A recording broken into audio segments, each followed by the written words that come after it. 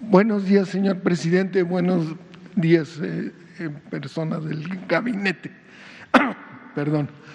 Eduardo Esquivel Ancona, SDP Noticias. Mi primera pregunta, señor presidente, es sobre la NOM que acaba de decretar la Secretaría de Economía para una inspección física y técnica de los automóviles en noviembre, que costará 1,000 pesos para los automóviles de 4 años para atrás, que hayan sido construidos hace 4 años o para atrás, ya que se haya si esta NOM que empezará en noviembre, que costará 1,000 pesos, no será perjudicial para la economía de una gran parte de la población, porque pues hay que pagar otra vez. Esto es independiente de las verificaciones de los automóviles y sería en todo el país esta verificación física, y es, según dice la norma, es para cumplir acuerdos internacionales que tiene México. Entonces, mi pregunta sería, según el censo del 2020, son 50 millones de automóviles de parque vehicular registrado en México. La mayoría de este parque vehicular, más del 80%, tiene más de 4 años. Entonces, estarían forzados a esta verificación. Entonces, mi pregunta es, ¿no nos afectará hasta en la inflación este tipo de cosas? Porque pues, es otros gastos que tiene que tener la ciudadanía, los que tienen automóvil. Sí, lo vamos a revisar. No tenía yo conocimiento. Hay decisiones que toman las secretarías y no se consultan. Ahora estamos procurando que todo lo que perjudique la economía popular se consulte. Antes era un desorden el gobierno, porque cada secretaría hacía lo que pensaba era su función o responsabilidad. Ahora no, sobre todo en lo que perjudica a la gente. Es muy claro que en seguridad pública, cuando se reunían el secretario de Marina, el secretario de Defensa, el secretario de Seguridad Pública, el secretario de Gobernación, pues de vez en cuando, y no actuaban de manera coordinada. Ahora es distinto.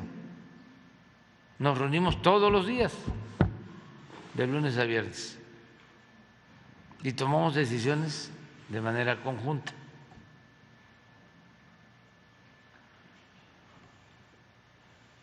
Lleva tiempo establecer esta nueva forma de gobierno, pero tenemos que sensibilizar a los servidores públicos, porque ellos dicen, hay un acuerdo, así está la norma.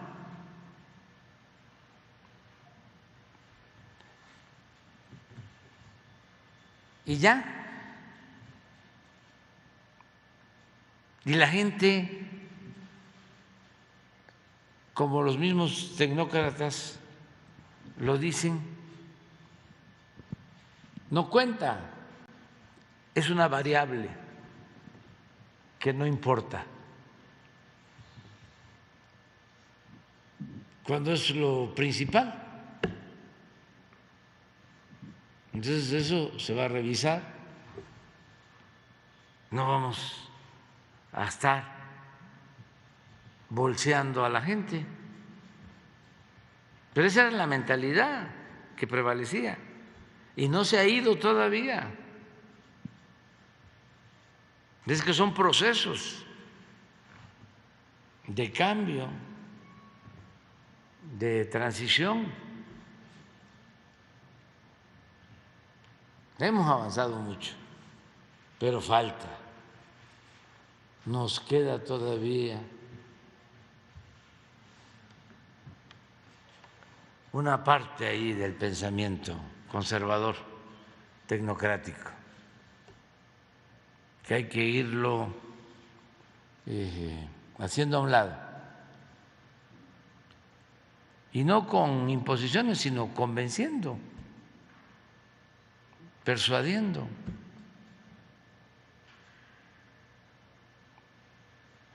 Que hay una situación distinta. Yo recuerdo que cuando llegamos, el primer diferendo que tuve con el secretario de Hacienda que habíamos nosotros nombrado fue que me presentó un programa de desarrollo que era idéntico al programa de desarrollo que se presentaba cada 6 años durante el periodo neoliberal. Lo mismo. Y le dije, pues no, yo no puedo presentar esto. Ya no queremos aplicar esta política. No es un asunto ideológico, es de juicio práctico. Esta política nos llevó a la ruina. Puede ser buena para los financieros, para los potentados, pero fue muy mala para el pueblo. Entonces, ya no.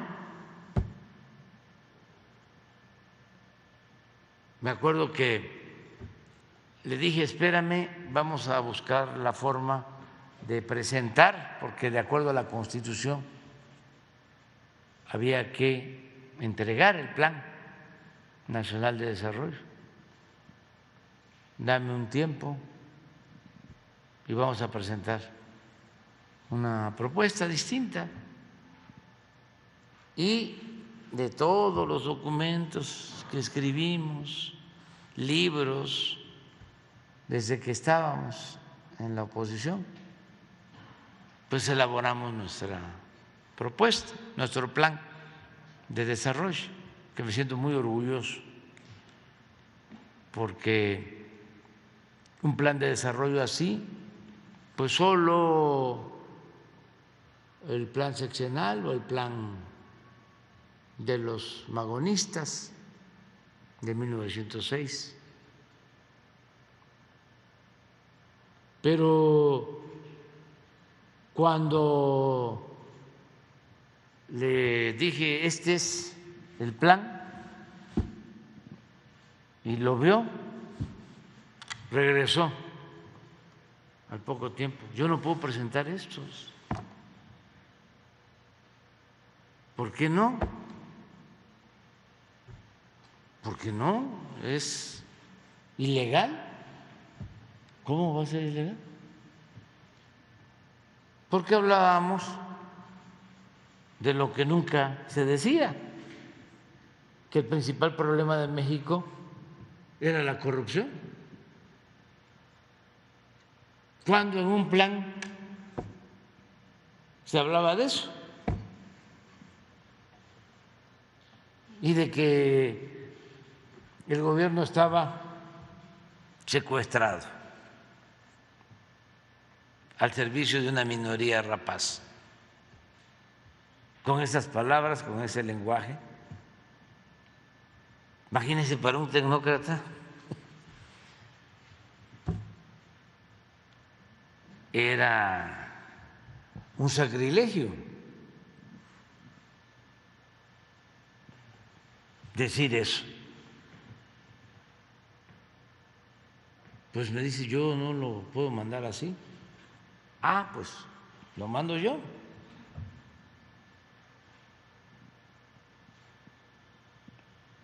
Y ahí empezamos a tener diferencias que son normales, son como formas de pensar distintas. Ahora que dije que había que proteger la vida de todos, que lo más importante es la vida, llegaron a decir, ¿fue un desliz? No, así pienso. Nada más que son dos posturas distintas. Los que quieren resolver todo con la violencia es el mátalos en caliente, quémalos con leña verde en el Zócalo.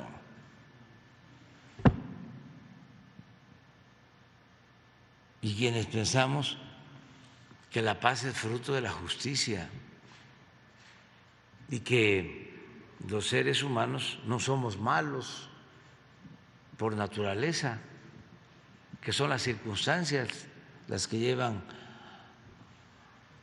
a algunos a tomar el camino de las conductas antisociales. Pero son distintas formas de pensar.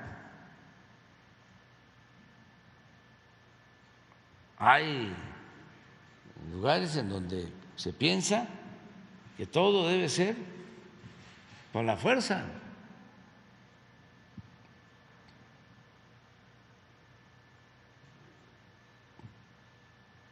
Imagínense el gobernador de Texas, no lo considero una mala persona, no lo conozco, pero se burla antes, ahora ya no lo hace, de que dije lo de abrazos, no balazos. Choca con su mentalidad. No es que sea un hombre malo, de mala fe, es que son dos pensamientos distintos. Yo sí creo que lo mejor es enfrentar el bien, digo el mal haciendo el bien. Eso es lo que yo pienso. Y la no violencia, lamento mucho lo que pasó en Estados Unidos, de este asesinato de afroamericanos por racismo. Eso lo tenemos que combatir, y no con el uso de la fuerza, sino convenciendo, persuadiendo, con la educación, con la concientización. Entonces, eso no está resuelto y no vamos a hacer nada que afecte la economía popular. Nunca hay que estar pensando en afectar la economía popular. La diferencia entre nosotros y los neoliberales o neoporfiristas es que ellos piensan que el gobierno quita y nosotros pensamos que el gobierno da. Hay gobiernos que quitan y hay gobiernos que dan. Entonces, somos distintos y por eso no vamos a llevar a cabo estas acciones. Al contrario, en todo lo que podamos ayudar a la gente, lo vamos a hacer. En una segunda pregunta, señor presidente, hay un proyecto en Aguascalientes de energía solar. Este proyecto se hizo ya debía haber estado funcionando, pero todavía no está funcionando. Pero eso sí, los contribuyentes del municipio de Aguascalientes ya lo están pagando. Este proyecto pues está muy atrasado. Se tenían que construir 100 hectáreas de paneles y solo llevan 53 hectáreas. No se ha llevado a cabo y este proyecto le costó al municipio más de 7,000 millones de pesos. Ya de las transferencias federales que tiene el municipio, el 26% ya se las están quitando para pagar este proyecto. ¿No habrá una forma de que la Comisión Federal de Electricidad, porque pues, es un proyecto importante y es solar y es de energía limpia y renovable, se pueda concluir que no le tenga tanto peso para los contribuyentes del municipio y que el municipio se está quedando sin recursos es muy alto, el 26% de las transferencias es altísimo. Entonces, ¿no habrá alguna forma de que la Comisión Federal de Electricidad pueda ayudar para que se termine este proyecto y pues sea una realidad de estar dando energía limpia y renovable como es la solar? Sí, vamos a verlo con la Comisión Federal de Electricidad.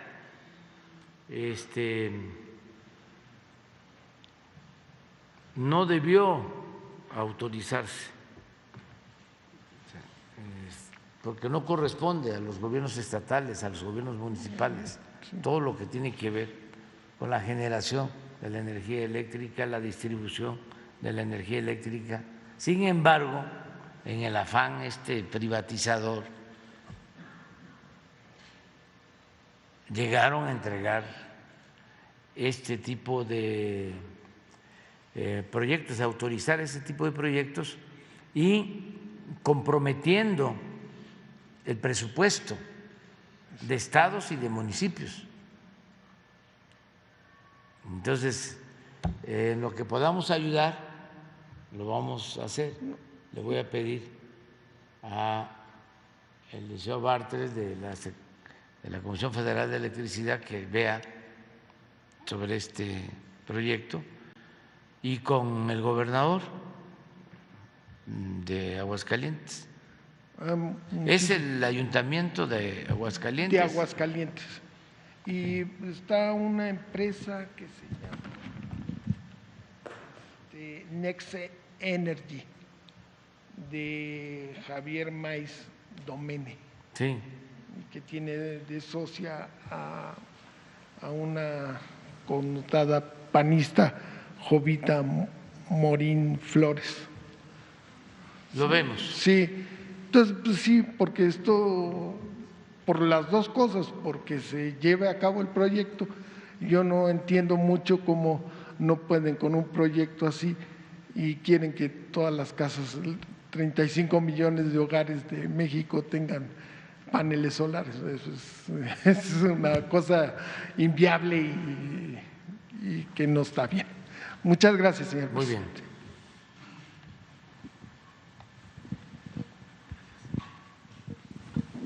Muy buenos días, presidente. Miguel Arzate, del Sistema Público de Radiodifusión del Estado Mexicano, Canal 14. En un primer tema, presidente, Este fin de semana se reunió con productores extensionistas de varios estados, entre ellos Jalisco, Puebla, Veracruz. Preguntarle, señor presidente, ¿cómo evalúa el inicio de este plan para fomentar la producción, el autoconsumo y acercarse a la autosuficiencia de alimentos? ¿Cuál es la proyección? ¿Cuándo México será autosuficiente en la producción de alimentos? En este espacio, presidente, ha destacado que en este momento México es autosuficiente en la producción de diésel. ¿Cuándo lo será en la producción de maíz? Con la idea de que la producción de maíz pueda mantener un control, por ejemplo, en el precio de la tortilla y controlar el precio de los alimentos. ¿Cómo evalúa este programa? ¿Cuál es la proyección, presidente? En un primer tema. Bueno, tenemos que ir hacia la autosuficiencia. Creo que esa es la enseñanza mayor, ser autosuficientes. Y aquí también tenemos una diferencia de fondo con los neoliberales. Acuérdense cómo decían de que en un mundo globalizado no importaba fomentar el sector agropecuario o producir los alimentos en México, porque se podían comprar en el extranjero. Esto empezó a imponerse desde la época de Salinas, cuando Aspe era secretario de Hacienda. Luego hubo un secretario de Economía, a ver si me ayudas, Rogelio, que habló sobre la política industrial. ¿Qué dijo? ¿Qué dijo? A ver, venga a decirlo aquí. Ven a decirlo. Es que es... Bueno, la frase que pintaba toda la mentalidad de entonces era: la mejor política industrial es no política industrial. La mejor política industrial es la no política industrial. Entonces, lo mismo en el caso del sector agropecuario. Dejaron sin apoyo al campo. Al mismo tiempo que se abrieron las fronteras con el tratado y se puso a competir a los productores nacionales con los productores del extranjero en condiciones de desigualdad, porque en el extranjero, hasta la fecha, en Estados Unidos, en todos lados, en Europa, el productor recibe subsidio del gobierno. Hay veces que todo su costo de producción se lo da vía subsidio el gobierno. Y aquí no solo se dejó de apoyar al campo, sino se estigmatizó el subsidio.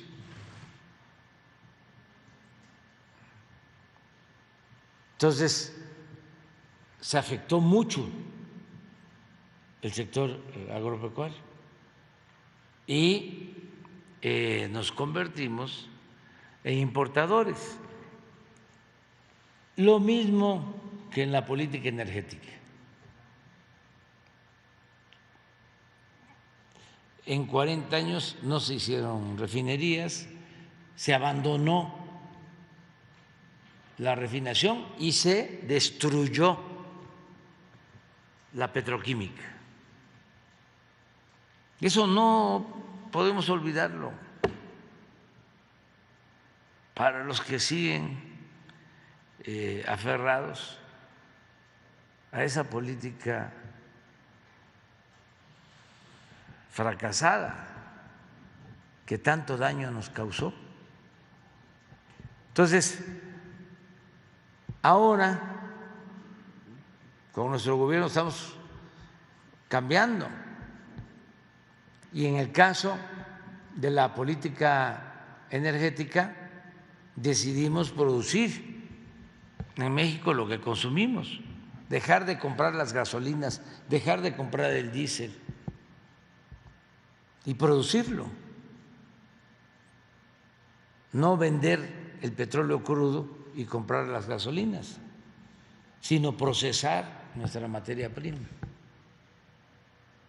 Hemos avanzado porque desde el inicio del gobierno estamos recuperando las 6 refinerías que nos dejaron, que no les dio tiempo de venderlas, aunque en algunos casos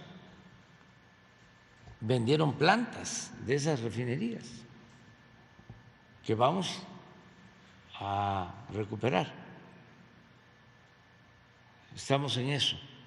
Bueno, nos dejaron refinerías con capacidad para procesar 35% de petróleo, cuando el promedio en Estados Unidos de operación de una refinería,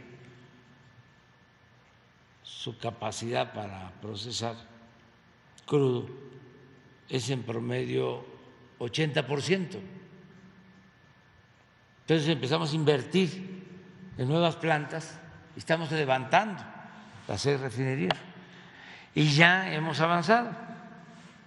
Hemos dejado de importar casi el 50% de las gasolinas y, como tú lo mencionas, ya con la compra de la refinería de Deer Park somos autosuficientes en diésel.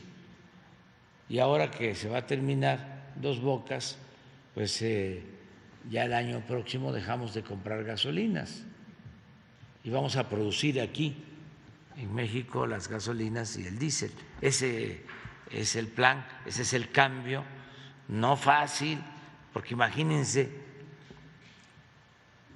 36 años con una política orientada a vender petróleo crudo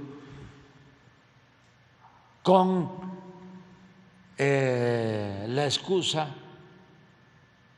de que era más rentable. Pues sí,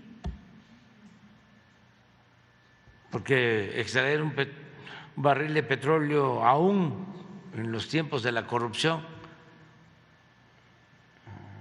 costaba 15, 18 dólares y por muy bajo que estuviese el precio en el mercado internacional, se vendía en 40, porque no se le paga renta a la naturaleza. Por eso es un gran negocio. Rockefeller decía que el mejor negocio del mundo era el petróleo y el segundo mejor negocio del mundo era el petróleo mal administrado. El petróleo es negocio. Entonces se dedicaron pues, a vender petróleo crudo al extremo de que en el periodo neoliberal, de producir nosotros nuestros combustibles, empezamos a comprar las gasolinas en grandes cantidades. Entonces, ahora lo que queremos es la autosuficiencia. ¿Y en qué nos ayuda? A ver si Juan Carlos te manda la tabla sobre inflación de abril. Juan Pablo. ¿Hacia aquí está?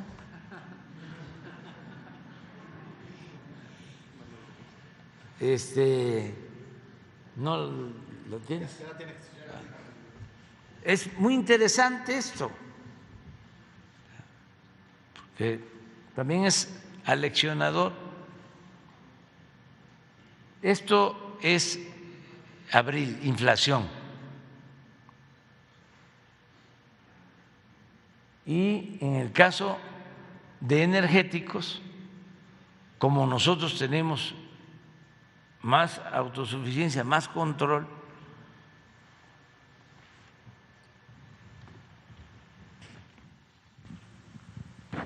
nuestra inflación en abril en energéticos es 0.6 y en Estados Unidos 2.1.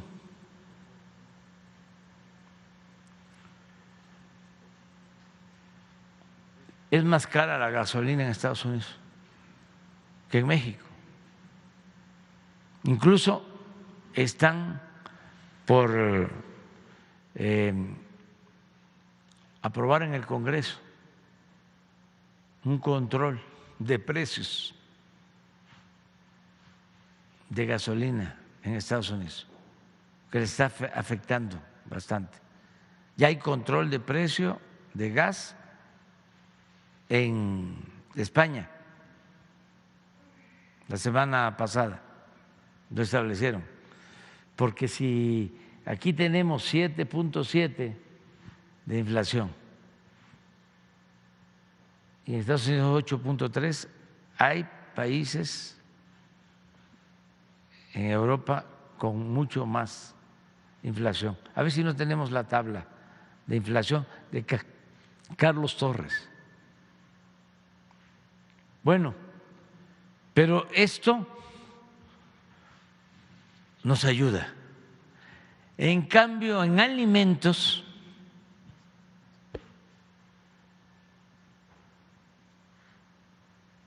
no tenemos aquí el desagregado. A ver, aquí está. 3.6 nosotros y ellos 1.3.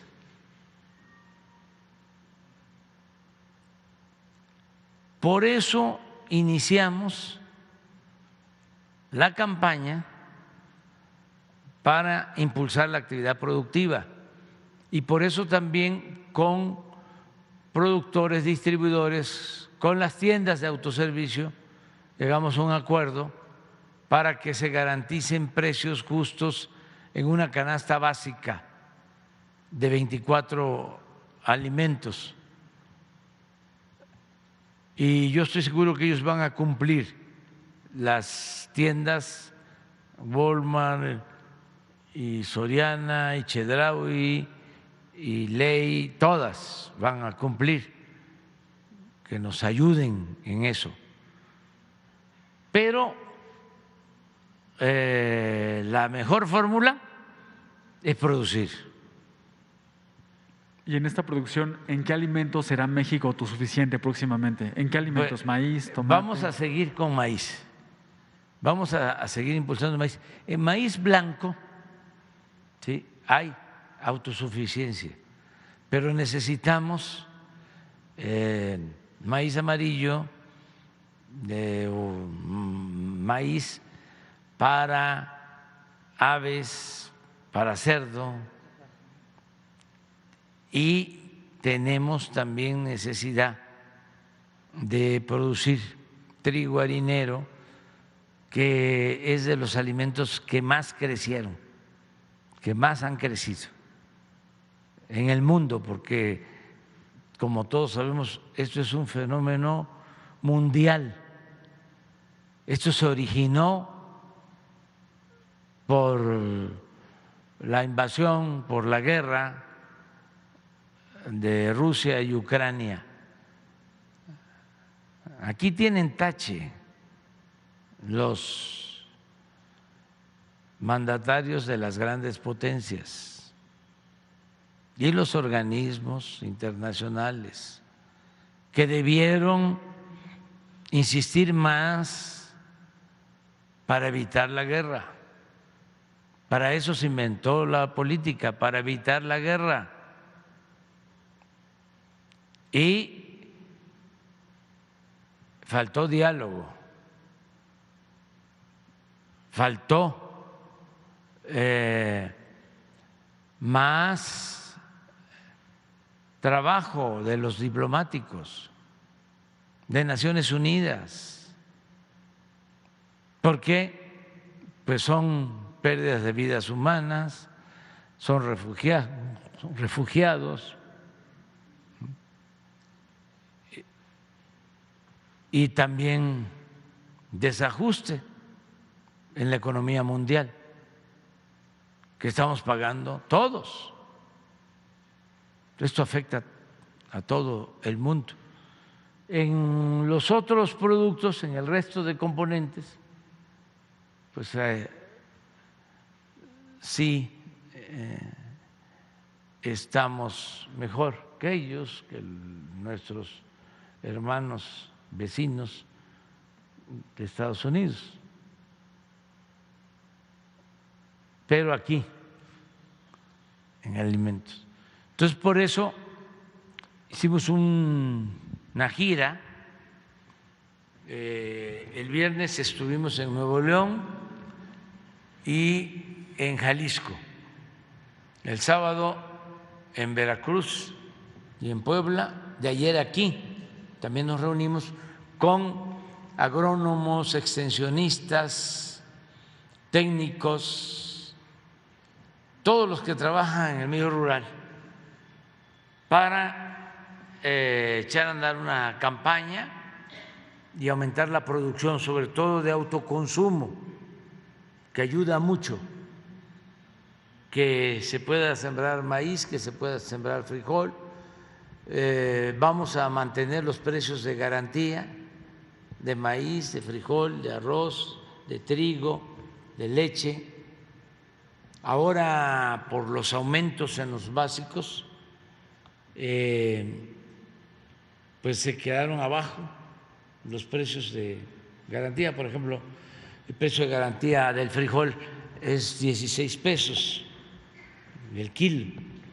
Cuando empezamos, creo que era 6 pesos, cuando empezó el gobierno, 6 o 8, y ahora ya está en 16. De todas maneras se está vendiendo, o el productor lo está vendiendo a más precio. No lo vamos a quitar, porque si lo quitamos, entonces los intermediarios, con todo respeto, conocidos mejor como coyotes, hacen su agosto.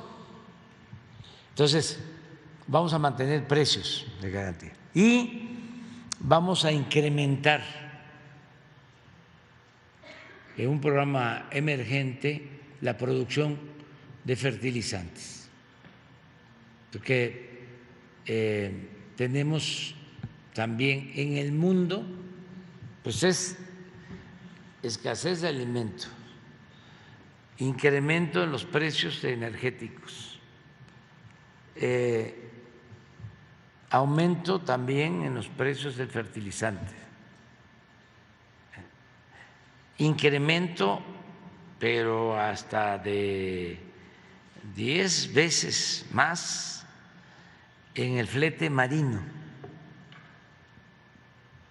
Entonces, la enseñanza es producir lo que consumimos. Y yo hago un llamado a todos los productores que hagamos patria, así como enfrentamos entre todos la pandemia, que entre todos enfrentemos el problema inflacionario, que sí nos afecta mucho y afecta más a la gente humilde, a la gente pobre, porque se puede estar aumentando el salario, pero si aumenta el precio de la tortilla,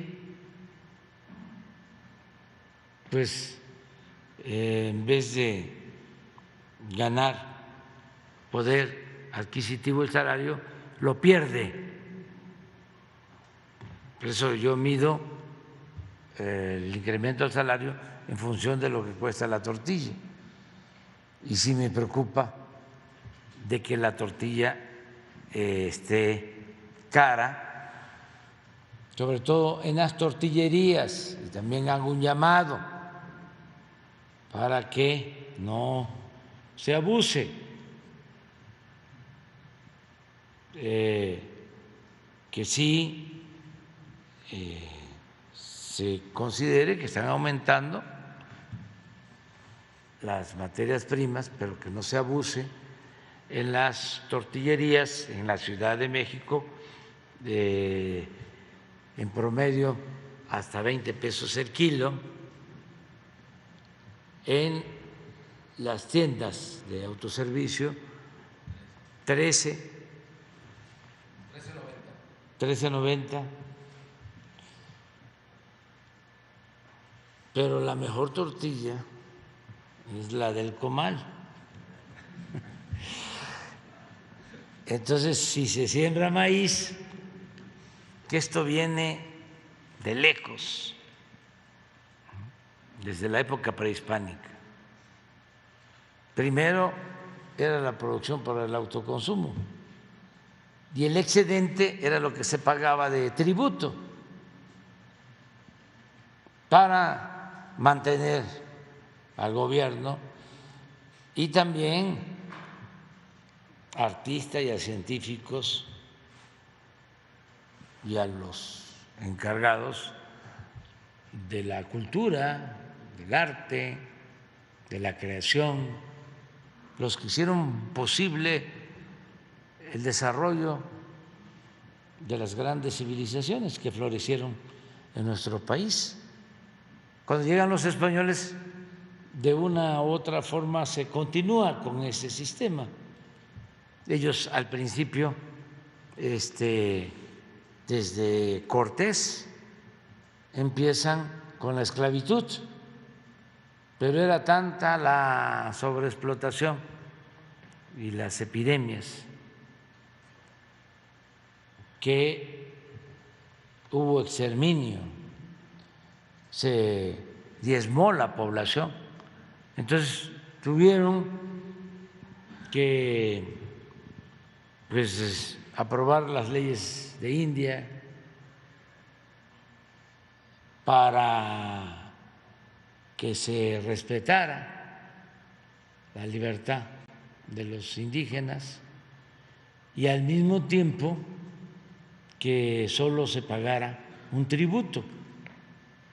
Entonces fue el sistema de encomienda. Un encomendero tenía un número determinado de comunidades y esa encomienda o esos encomenderos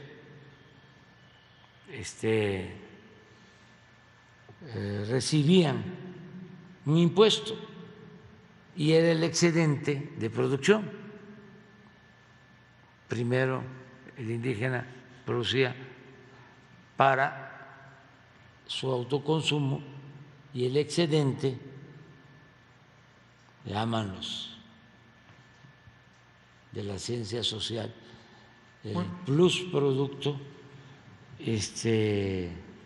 o sea, siempre en especie, era el que se entregaba como un impuesto, el maíz, el cacao. Por eso dicen, el cacao era moneda. Entonces, sí, pero en un concepto distinto, porque era un producto que se intercambiaba en el sistema de trueque. Pero durante muchísimo tiempo, no siglos, milenios, lo primero era producir para el autoconsumo.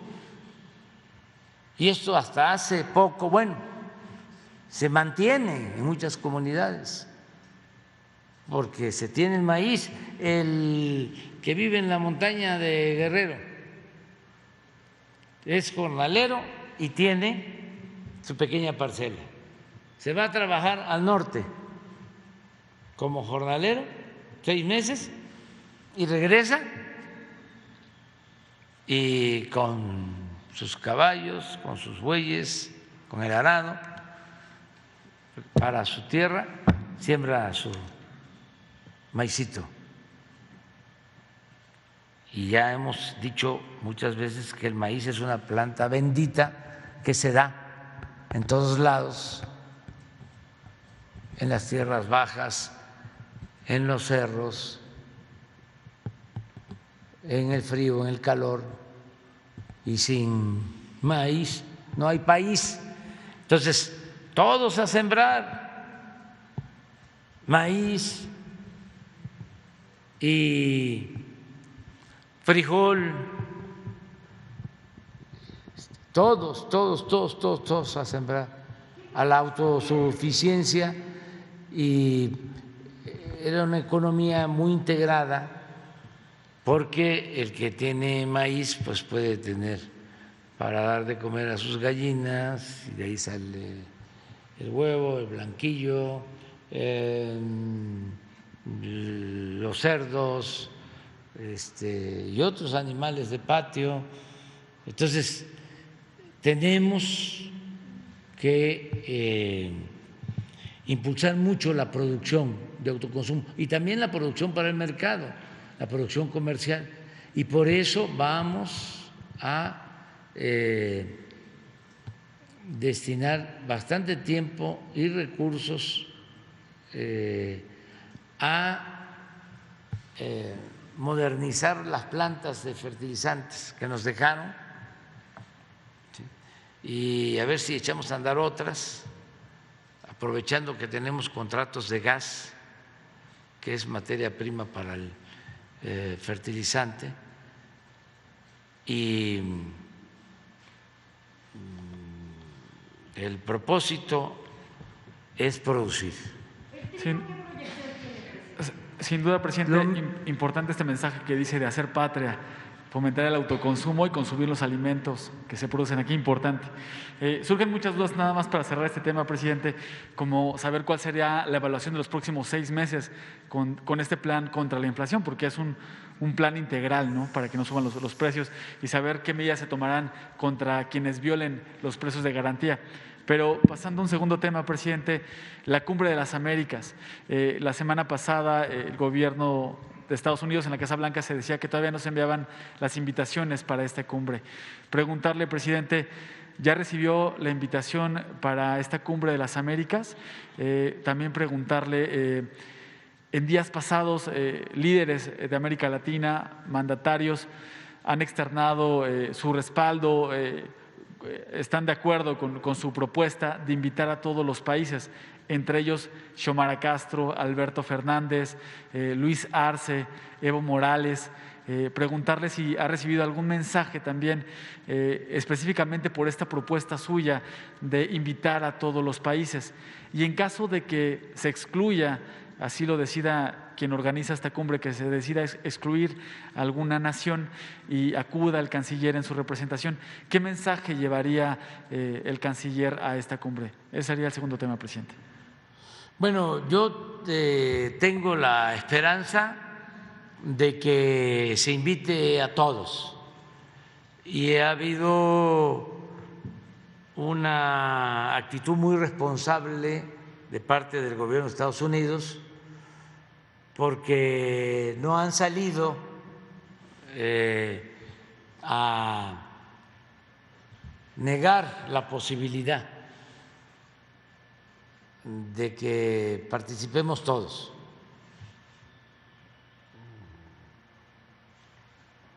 Incluso la vocera de la Casa Blanca mencionó de que todavía no se habían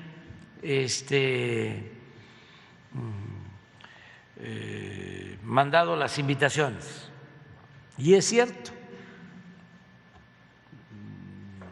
todavía no hay invitaciones. No la ha recibido todavía. No, pero no solo es mi caso, ningún mandatario ha recibido invitación, y creo que esto pues es parte de una actitud responsable de no hacer a un lado la propuesta que estamos haciendo muchos en América Latina para que no se excluya a nadie. Y yo tengo confianza en el presidente Biden, porque es un hombre que busca la conciliación, que busca el diálogo. Y creo que eso es lo mejor, no la confrontación,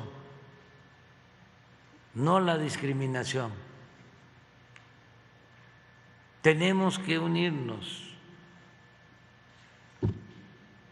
Y claro que tenemos diferencias, pero se puede llegar a acuerdos respetando las diferencias, respetando la idiosincrasia de cada pueblo, la soberanía de cada país, buscar lo que nos une. Hoy va a hablar por teléfono el secretario de Relaciones Exteriores de México, Marcelo Ebrard, con el señor Blinken, que es el jefe del Departamento de Estado. Y el miércoles viene una comisión de los organizadores de la cumbre. ¿Visitan Palacio Nacional? Sí, y los vamos a recibir con mucho gusto y vamos nosotros a exponer el por qué consideramos que debemos unirnos todos y que es un momento estelar.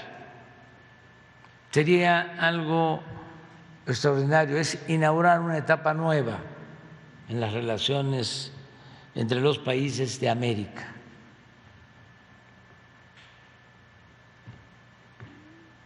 De modo que esperemos y que no nos confrontemos, vamos a esperar. Y si no se logra, que de todas maneras pues nos sigamos respetando, que no haya sanciones o reproches. Sencillamente no hubo acuerdo, no hubo entendimiento, pero yo no descarto de que haya esta unidad de todos, que nos reunamos en Los Ángeles. Imagínense que es, después de la Ciudad de México, la ciudad con más mexicanos. Ciudad cosmopolita. Ciudad cosmopolita, Los Ángeles. Sí, que estemos ahí todos juntos, y también el que no quiera asistir,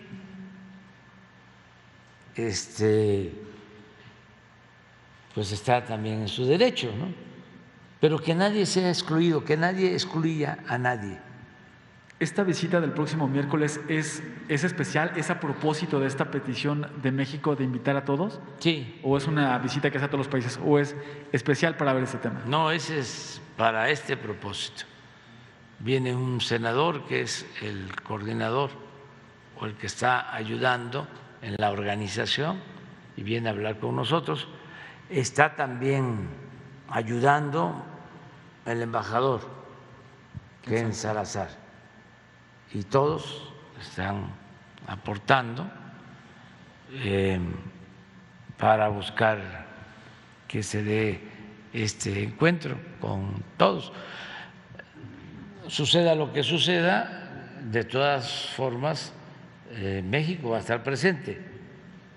Va a estar el canciller, nuestro secretario de Relaciones, Marcelo Ebrard, pero yo no iría, porque yo pienso que necesitamos la unidad de América. Y ya es tiempo de los hechos.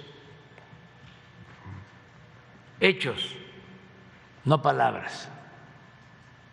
Cuando se trata lo de el bloqueo en Cuba, en Naciones Unidas, solo 2 países votan en contra. Todos a favor de que se quite el bloqueo. Pero eso es como un ritual, cada año, y ya. Quedan libres de conciencia. No, porque es un pueblo que está sufriendo por una medida que todos debemos de calificar injusta, no solo al momento de votar.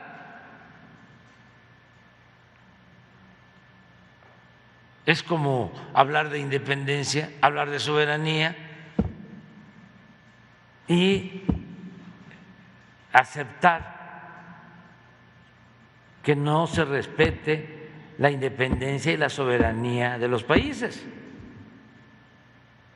Eso es una incongruencia.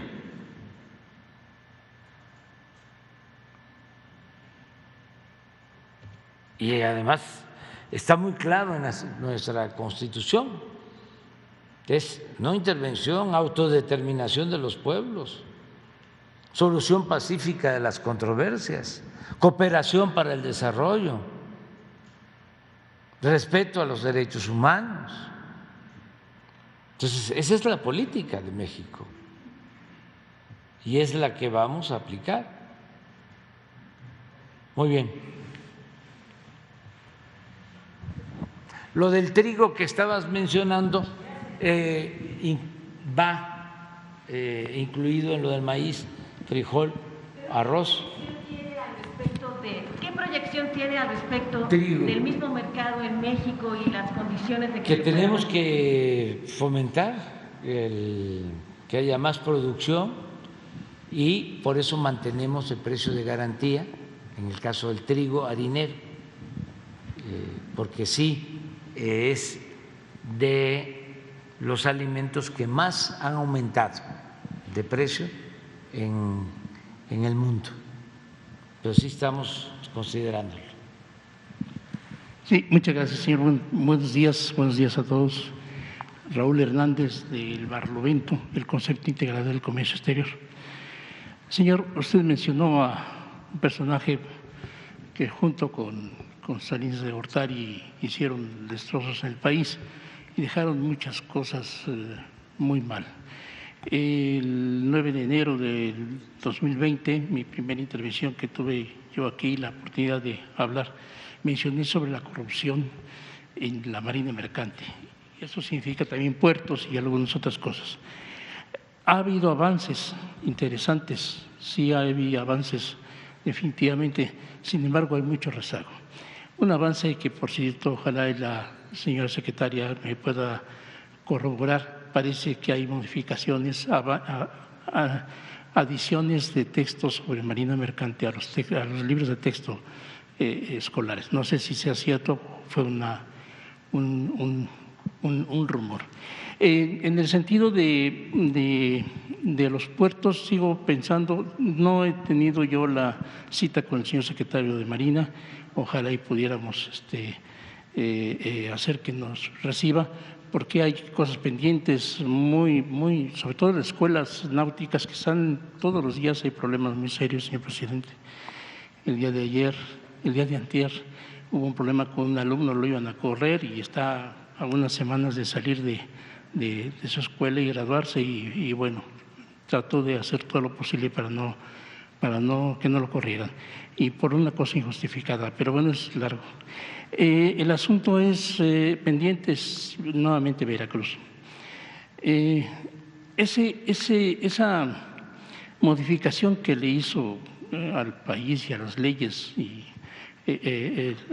Salinas de Gortari hizo mucho daño en el sentido de que en el momento que se se hace la requisa en Veracruz, no solamente fue quitarle el trabajo a los trabajadores portuarios que hoy siguen reclamando justicia, sino fue el asunto de privatizar los servicios a la carga y a los buques, que es algo muy grave que el país todavía no se puede responder y va a ser muy difícil, señor, porque ¿cuántas empresas hay? Ahorita ayer conté 19 empresas prestadoras de servicios, que casi todas son extranjeras. De hecho, tratan muy mal a los trabajadores, no hay un sindicato, casi todos los sindicatos son blancos. De hecho, hay una empresa que no prohíbe tener un sindicato.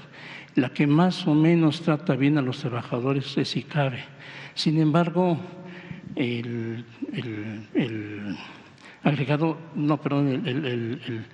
apoderado legal del sindicato con el cual estuvieron platicando el señor secretario de Gobernación en Veracruz el 22 de abril, está hablando de que ya vencieron que ya ganaron el pleito con ICABE y que van a recuperar el trabajo portuario, cosa que no es cierto porque además está bajo el Tratado de Libre Comercio el asunto. Y además que son cosas que no me parece que estén bien consideradas, porque esa gente que estuvo frente al señor secretario de Gobernación es gente que ha cometido muchas faltas, ha cometido muchas irregularidades, están acusados de despojo sobre todo. Esa gente que estuvo con Alejandro Pulido Cueto y el otro, el que es secretario ahora es Gilberto Tejeda, fueron gente que golpearon a los que eran auténticos de la mesa directiva del sindicato. De hecho, les siguen engañando a la gente y tratan de llevar adeptos para que logren hacer lo que quieren, o sea, que se resuelvan los problemas de los trabajadores portuarios, cosa que está bien. Sin embargo, no escucharon, el señor secretario no escuchó a los estibadores, por ejemplo. Los trabajadores estibadores, los trabajadores portuarios estibadores no tenían nada que ver con la empresa de servicios portuarios, sin embargo fueron afectados y no se les ha hecho justicia y va a ser muy difícil que se les haga si están juntos con los maniobristas, porque no son antagónicos, pero son otro nivel, tienen otras cosas también y quieren ser escuchados también, señor presidente. El otro punto que quiero hacer hincapié es precisamente del trabajo portuario actual que se desarrolla con los trabajadores portuarios. No tienen garantías, no tienen seguro social, no tienen nada, viven en unas condiciones de verdad, muy malas.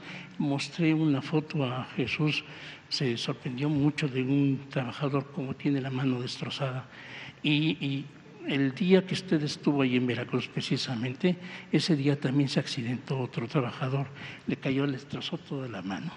Y no tienen los suficientes cuidados, las atenciones, la capacidad. Son gente que va de la calle y los meten a trabajar por esa anomalía que tienen de trabajo. Las empresas que dan los servicios a la carga y a los buques, que son privados, son empresas extranjeras muy poderosas y no están haciendo el trabajo correcto, no están dándole el servicio y las prestaciones a los trabajadores portuarios. Y lo más grave que yo considero, señor presidente, es que no hay una afluencia de mercancías mexicanas en los puertos, en ningún puerto del país. Usted menciona que no se consume maíz transgénico.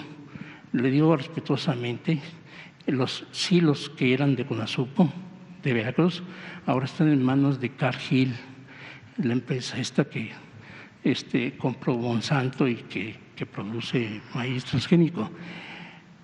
¿Por qué digo que sí consumimos maíz? Porque yo mismo hice un reportaje, busqué información y me fui a todas las tortillerías y a las tortillerías de los mercados y sorprendentemente utilizan el maíz transgénico de Cargill. Entonces, ese problema que aparentemente es un asunto laboral de los trabajadores portuarios y lo que están reclamando, cómo rescatar su fuente de trabajo, no es nada más un asunto laboral, insisto, señor presidente, es un asunto de producción. México, en esto que usted menciona, junto con los países latinoamericanos, son prácticamente los que producen la mayor cantidad de alimentos en el mundo. Y sin embargo, nuestro país no tiene, insisto, y lo puedo decir con interés y porque conozco el asunto, hay productores mexicanos de limón, de cantaloupe, del melón cantaloupe, del aguacate, en fin, que no tienen la facilidad para sacar sus mercancías del país.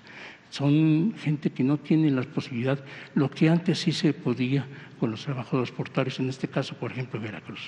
Entonces, ahí sí yo pediría nuevamente un llamado para ver si es posible que los trabajadores portuarios que no fueron escuchados ese día con el secretario de Gobernación fueran escuchados. El último punto que quiero subrayar, uno de los personajes que estaba ahí con el señor secretario era Leonel Noya, que es un transportista. ¿Qué hacía ahí? ¿Quién sabe?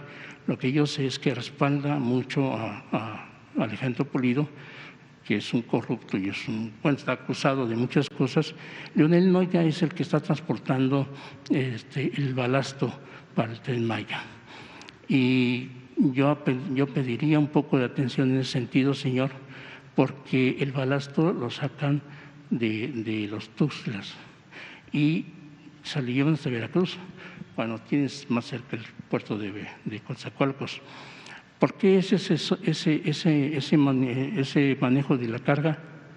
No sé, tendría que investigarlo, pero yo le podría decir que habría que tener un poco de atención en ese manipuleo de carga, porque un proyecto como el Tren Maya puede venirse abajo con gente que no es precisamente la más honesta para manejarle esa carga. Es todo, señor presidente. Muy bien. Espero. Yo pienso que hay que pedirle a Adán que hable con los que…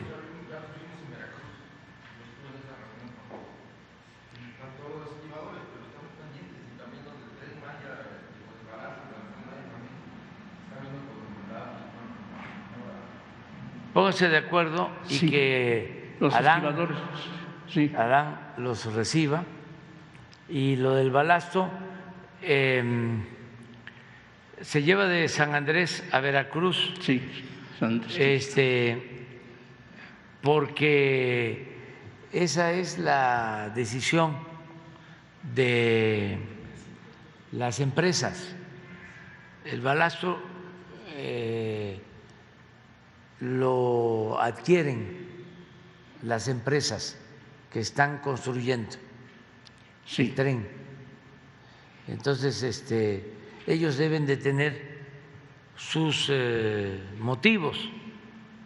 Sí, señor. Puede ser la capacidad del puerto, puede ser el volumen, es decir, que ahí en San Andrés no hay un muelle adecuado o grande. Pero está Coatzacoalcos más cerca, señor. ¿Mande? Está Coatzacoalcos más cerca para ese movimiento. Sí, pero ellos deben de tener una logística y está raro que, según mi información, en el tramo 2, que lo tiene Carso, el tramo 3, que es Indy, y el tramo 4, que es Ica, en todos los casos es por Veracruz. Pero de todas maneras hay que verlo, ¿sí? hice un costeo de eso y sí es un poco más caro por el traslado por carretera. Sí, incluso si lo tienes, Sí, entrégaselo a Jesús y nosotros se los hacemos llegar a las empresas. porque Leonel Noya se supone que va a manejar los 5 millones de toneladas de balasto, cosa que a mí se me hace… Sí, es pero lo que, tampoco no son 5 millones de… creo que son 3. Sí, pero que lo vean ahí. Y está muy difícil, ¿sí? Porque son varios sindicatos, Sí, ¿sí? Los que están participando, pero de todas formas que lo vean. y lo, El de balasto. Marina, y lo del secretario de Marina, señor presidente. Y también que el secretario Ojeda te reciba y platique contigo. Le quiero hacer, aclararle que me han llamado para que me atiendan, pero no es el secretario Ojeda. ¿Y por qué me niego a que no me atienda otra persona? Porque lo mismo que estoy pidiendo desde hace 2 años es lo mismo que me ha ofrecido incluso el ahora subsecretario Arellano y no se resuelve. Y lo de oceanografía están por chatearrear los barcos que tienen que ser para pagar a los trabajadores portuarios, y eso está pendiente, y otras cosas. Sí, con Ojeda. Muy bien, muchas gracias, señor presidente. Buenos días, señor presidente. Preguntarle de esta contratación que se va a hacer de 500 médicos cubanos, ¿cuándo van a empezar a trabajar y en qué estados van a empezar a laborar, y sobre todo el sueldo? Porque ha habido muchas críticas de algunos colegios y federaciones de médicos que están en contra de esta medida. Eso también, con todo respeto, ayuda mucho a entender el pensamiento conservador. Yo ofrezco disculpa por la manera en que respondo, pero si lo hago con mucha sutileza, no se entiende.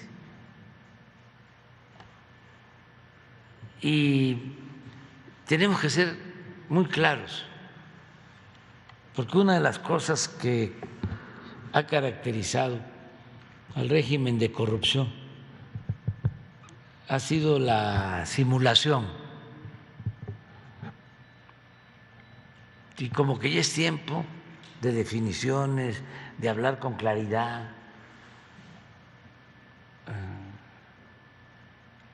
¿Cómo le llamaban a las privatizaciones? Les llamaban desincorporaciones, los eufemismos, a no llamar a las cosas por su nombre. Entonces, el caso de estos médicos, que respeto mucho, es parte de ese pensamiento conservador. Llegó a expresarse en extremo de que estaba mal que se quitaran los exámenes de admisión.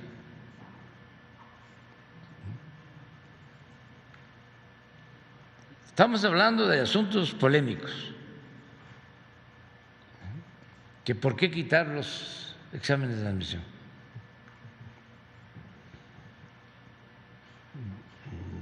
Dos,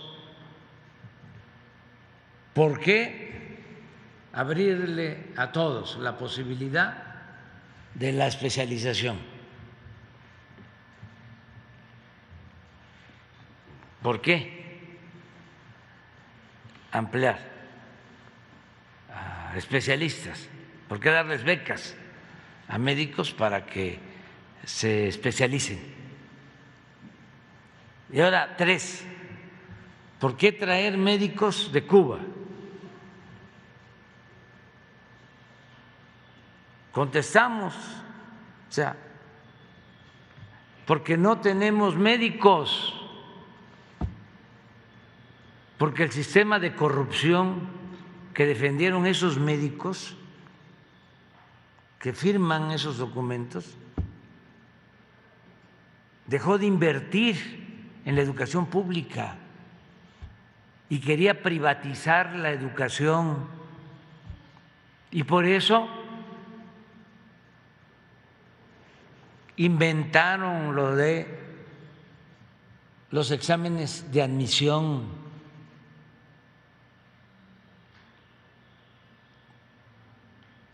No para que solo entraran los que pasaran el examen, sino para que entraran solo los que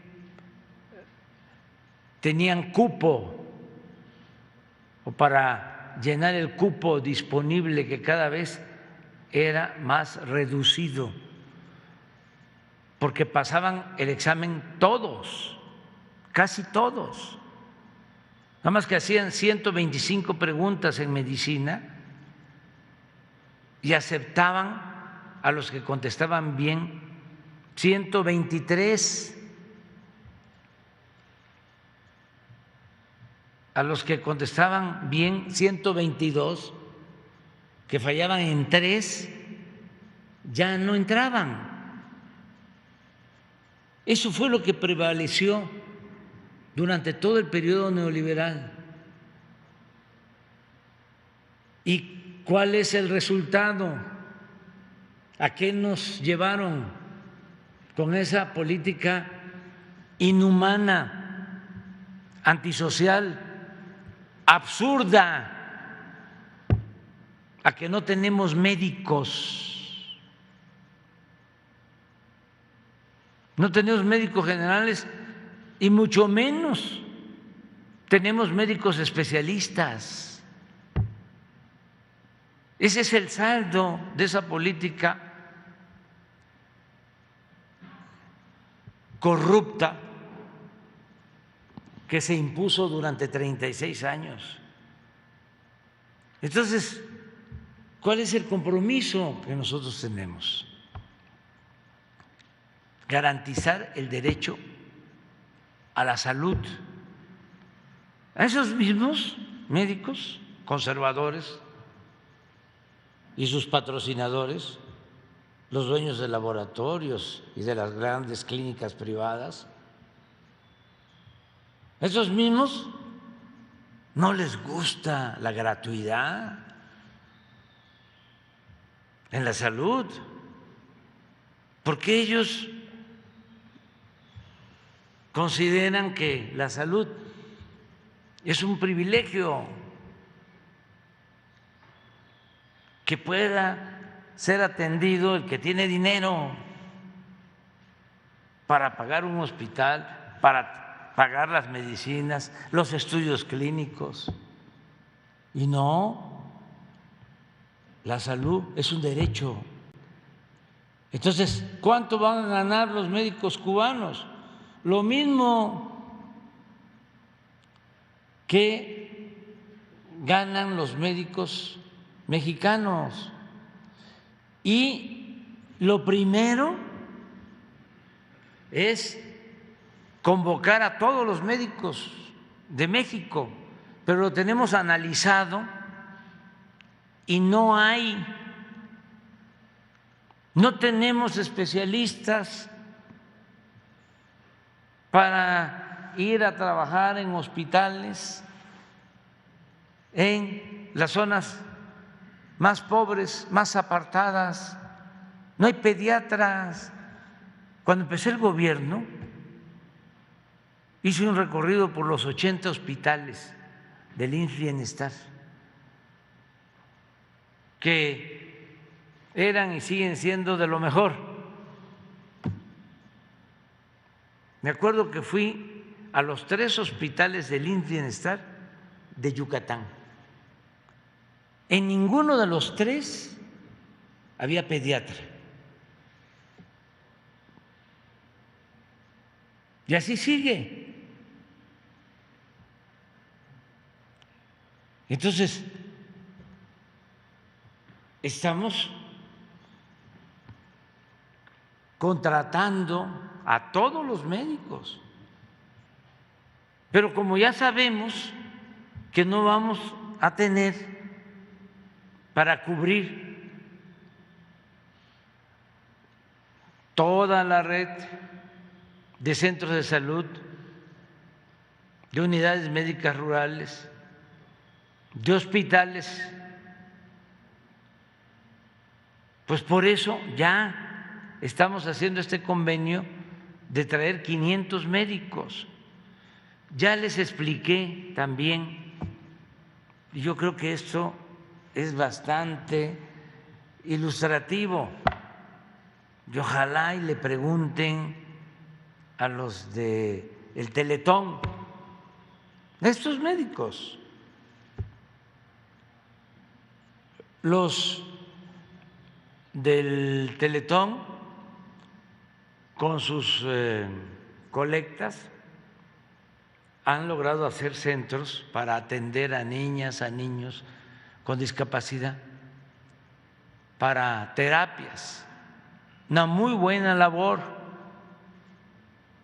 independientemente si nos gusta, no nos gusta, de dónde vienen los recursos,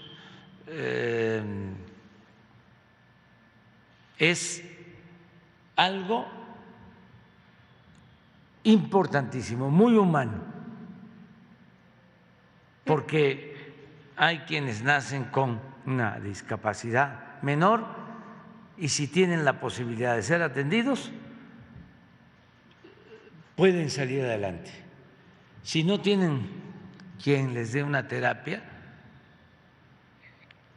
quien los atienda, esa discapacidad menor se convierte en una discapacidad grave y la mayoría de la gente no tiene recursos para eso.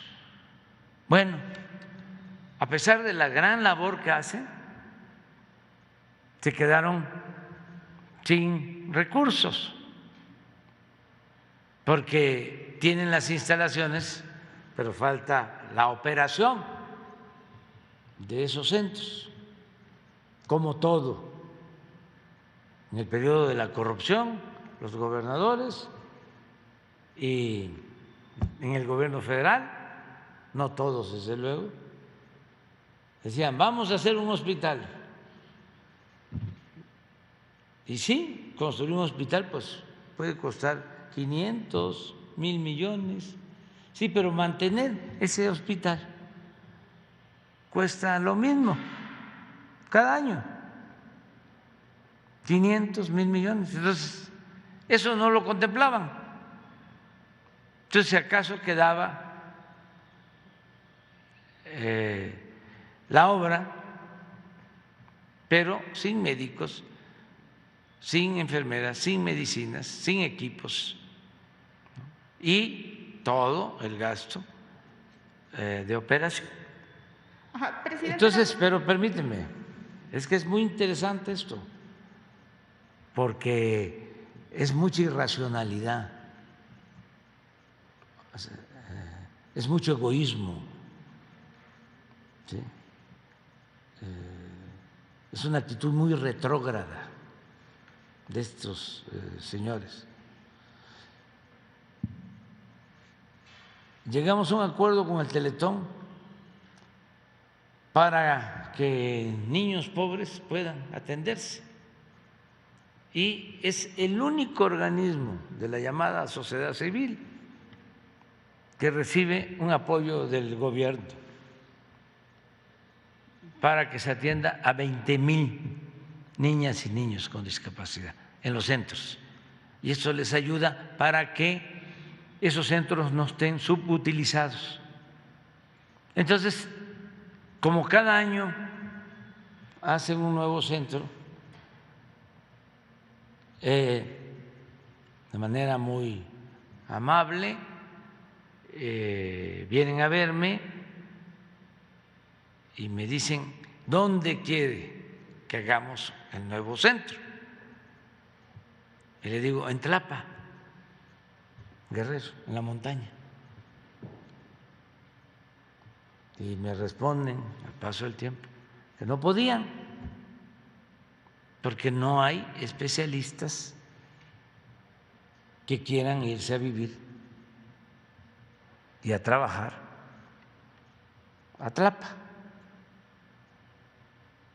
Entonces, les dije, ¿y si yo les consigo los especialistas?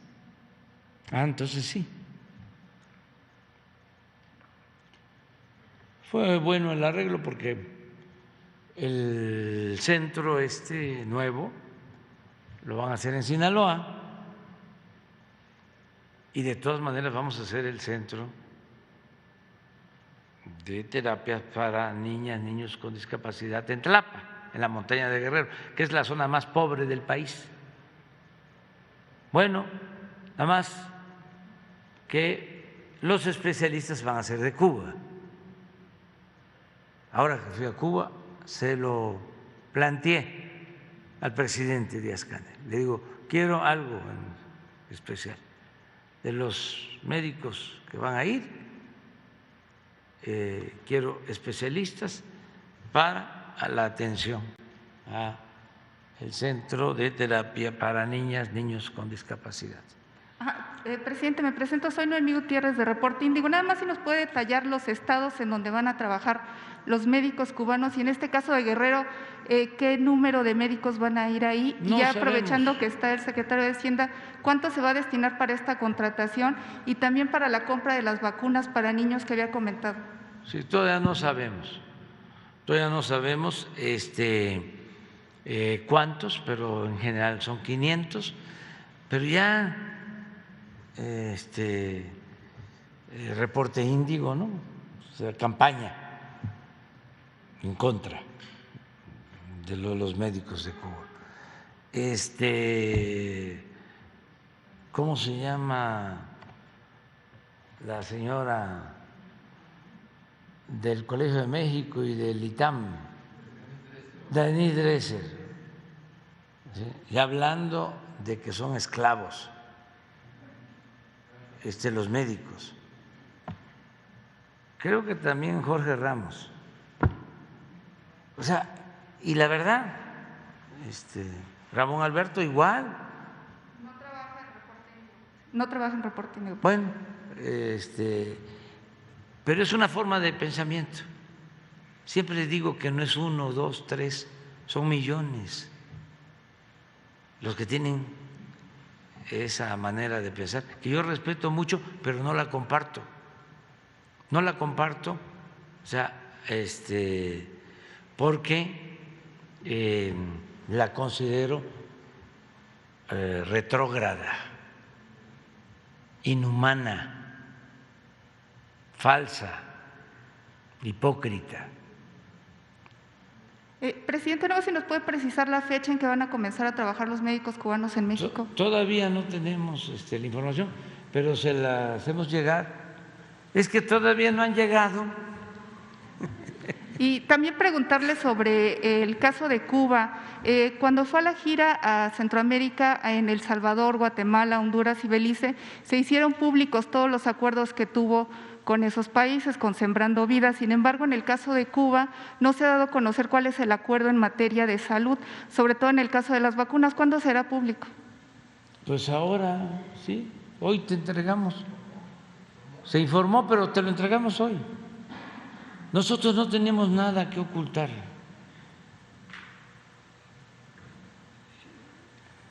El que nada debe, nada teme. ¿Y sabes por qué resistimos a la mafia del poder y a sus voceros? Nuestro escudo es la honestidad. Eso es lo que nos protege. Entonces tenemos autoridad moral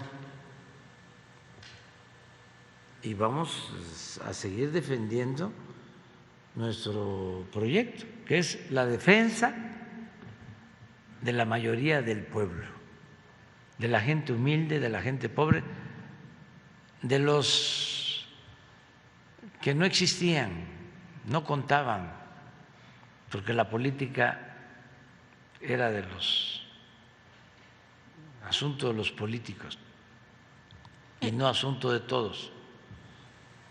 Entonces, qué bien que me preguntaste lo de los médicos, porque tenía yo unas ganas, o sea, porque los estoy viendo. No cuando hablé de entregar becas, porque necesitamos especialistas para que el que quisiera irse a estudiar a Estados Unidos, a Francia, a Alemania, a Argentina, donde quisiera, tiene una beca, pues una de estas sociedades de médicos me mandó un escrito oponiéndose.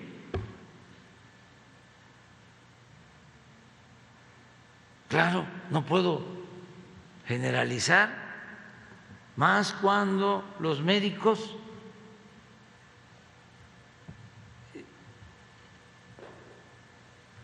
las enfermeras, la mayoría arriesgó la vida en la pandemia.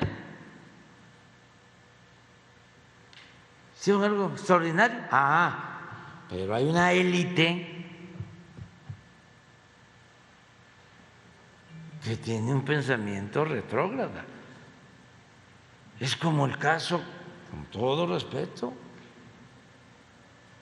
de mi alma mater, de la UNAM, y como yo siempre digo lo que pienso, no me voy a callar a reclamarles de que enfrentamos la pandemia y en vez de convocar a todos los médicos estudiantes a enfrentarla, a ayudar, se fueron a sus casas.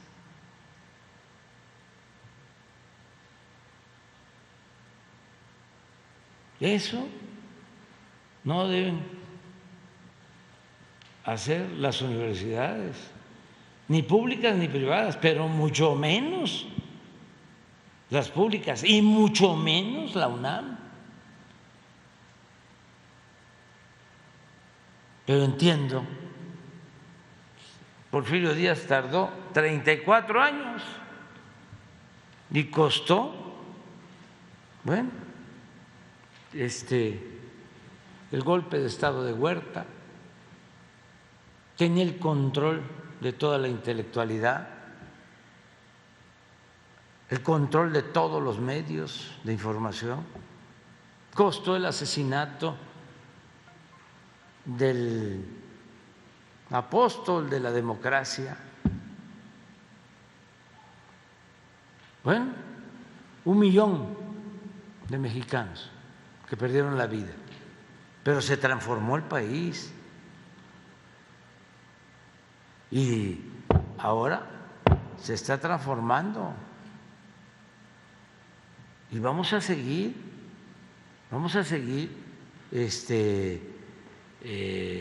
luchando por la transformación y con la polémica, con el diálogo. ¿Tendría trabajo aquí? Claro. Que hay médicos sin trabajo aquí en el país. Porque no quieren asistir. Están las convocatorias abiertas. Nos faltan médicos. Vacantes deben de ser como 50,000. ¿Que no hay quien quiera acudir a ese tipo de comunidades alejadas? Sí, ese es uno. También por la formación que recibieron. O sea, el neoliberalismo nos hizo muchísimo daño porque puso por delante lo material, el individualismo. Antes, cuando menos se decía que había en el servidor público emoción social. Todo se acabó. No hay mística, no hay principios.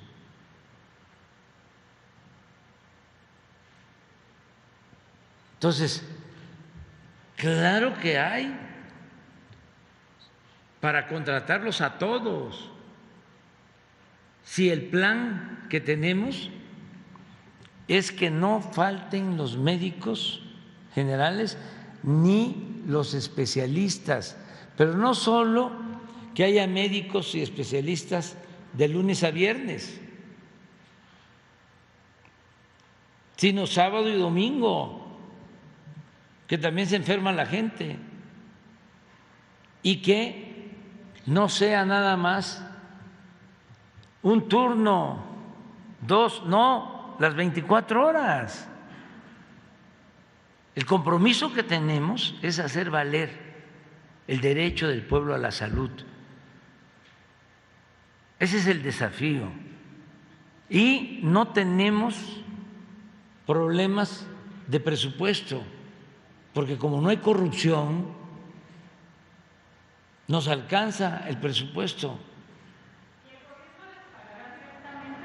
El gobierno les va a pagar, y no solo les va a pagar el gobierno y les va a pagar bien, sino que se van a entregar todas las medicinas de manera gratuita, todos los estudios clínicos.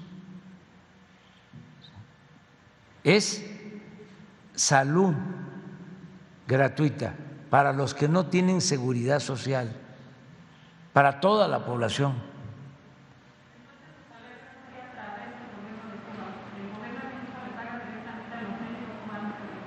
Eso es otro asunto, ese es un contrato, porque también los que están en contra del gobierno de Cuba lo que dicen es que se hace un contrato, se le paga al gobierno de Cuba y el gobierno de Cuba le hace un descuento a los médicos. Nosotros no tenemos por qué meternos en eso. Nosotros agradecemos al gobierno de Cuba y le agradecemos a los médicos de Cuba, que son bienvenidos porque vienen a ayudarnos. ¿Cuántos especialistas ha formado la 4T, señor presidente? ¿Y podrían mañana los especialistas de la salud presentar un reporte? Mañana podríamos hablar de eso. ¿Cómo ha funcionado este plan de becas? Sí. Y toda la información sobre esto, porque ya, como ya abusan, o sea, están completamente en campaña de desinformación. No sabía yo que Ramón Alberto ya no estaba en No, ya tiene tiempo que el no está reporte ahí. Índigo. Presidente, y aprovechando una segunda pregunta, nada más si nos puede precisar si ya empezaron los diálogos con las empresas que tienen contrato de autoabasto y cuántas son las que se han sumado hasta el momento al diálogo y cuál es el avance de estos diálogos. Lo de… Los contratos de autoabasto que se iban a tener en la Secretaría de Gobernación. Todavía no tenemos terminado, ya han ido aceptando. Por ejemplo, los bancos ya aceptaron de que la Comisión Federal de Electricidad los abastezca. Creo que algunos centros comerciales, cuando se tenga ya más información, aquí les informamos. Bueno. Gracias. Lo de los maestros, ¿cuándo empieza en vigor? Óscar, ¿cuándo? Retroactivo al 1 de enero. Bueno, un abrazo a todas las maestras y a los maestros. Quedan ustedes tres mañana. Mañana vamos a hacer la reunión de seguridad y la rueda de prensa en las oficinas del gobierno de la Ciudad de México, así como las hacemos pues ahora en Nuevo León o en otros estados, se va a hacer en la Ciudad de México para tratar el tema de la seguridad en la Ciudad de México. Mañana nos vemos allá. Y ustedes quedan pendientes.